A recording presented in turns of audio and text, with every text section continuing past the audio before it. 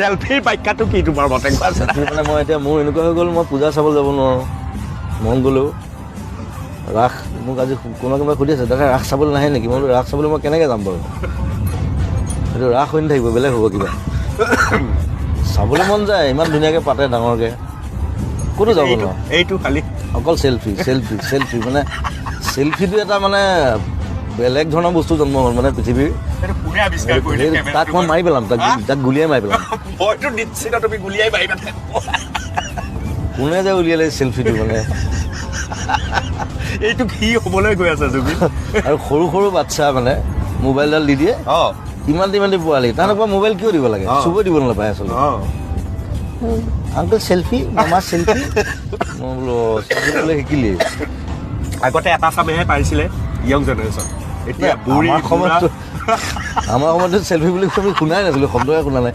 কেমেৰাটো দেখিছোঁ বাৰু, মোৰ ঘৰত মোৰ দেউতাৰ 2টা কেমেৰা আছিলে, ইয়াচিকা আছিলে আৰু কিবা এটা আছিলে। সেই কেমেৰাতে যি ফটো আৰু still photo, selfie selfie selfie. আজিকালি আকৌ মুখখন জোঙাও কৰি দিয়ে। দাদা তোমাৰ গালত এনেকৈ লগাই দিয়ে নহয়, দাদা পাউট কৰি দিয়কচোন। সেইটোও কয় নেকি? সেইটোও কয় কিছুমানে।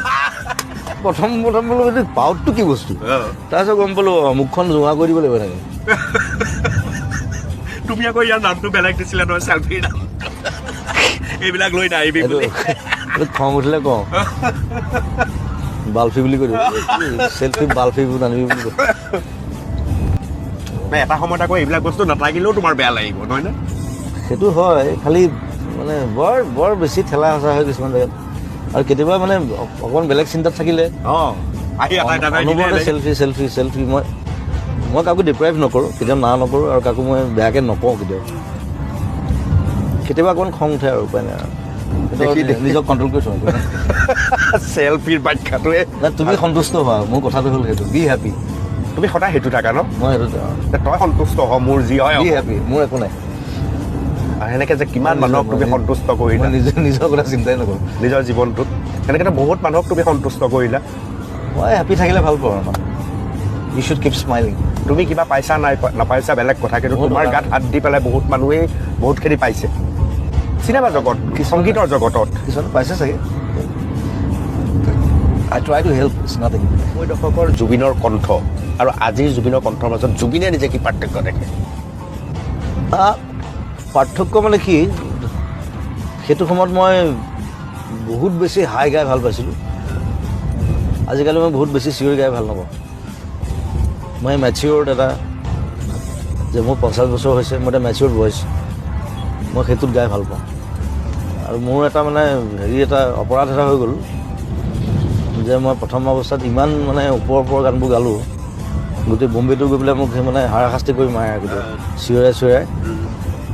সেইটো বস্তু ভাল নোপোৱা হ'ল এতিয়া।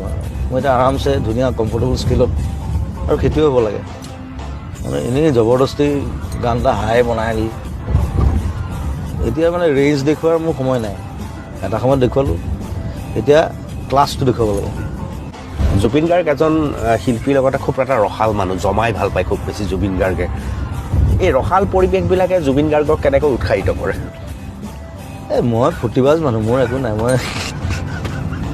মই য'ত ত'ত যি টি কৰি দিওঁ, কিন্তু য'ত ত'ত মন গ'লে থাকিও দিওঁ। মোৰ কেতিয়াবা যোৰহাটৰ পৰা গুৱাহাটীলৈ বোলে মানুহক এতিয়া কিমান 4 ঘণ্টা লাগে খুব বেছি, মোৰ কেতিয়াবা 3 দিন লাগি যায়। চ' সেইকাৰণে মানে গৰিমাই সোধে, মানে তুমি কোন তাৰিখে পাবাহি বুলি সোধে। বোলে মই গৈ আছোঁ, মই গুৱাহাটী গৈ আছোঁ, কোন তাৰিখে পাবাহি বুলি কয়।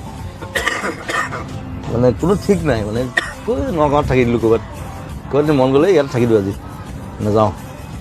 এতিয়া মই লখিমপুৰৰ পৰা ডিব্ৰুগড়ৰ পৰা গুৱাহাটী মোৰ 6 দিন লাগিছে। মই নেক্সট ডে ঘূৰি অহা কথা গুৱাহাটী। ৰিদীপ মোৰ লগত আছোঁ, ৰিদীপে কৈছে আজি 23 তাৰিখ ন, গুৱাহাটী আহি পাইছোঁ মই 27 তাৰিখ, মই 23 তাৰিখে আহি পাব লাগে। বোলো ৰিদীপ এইবোৰ জমি থাকে, একো নাই, এইটোৱে জীৱন, একো নাই। তোমাৰ বন্ধুৱে আচল শক্তি নেকি?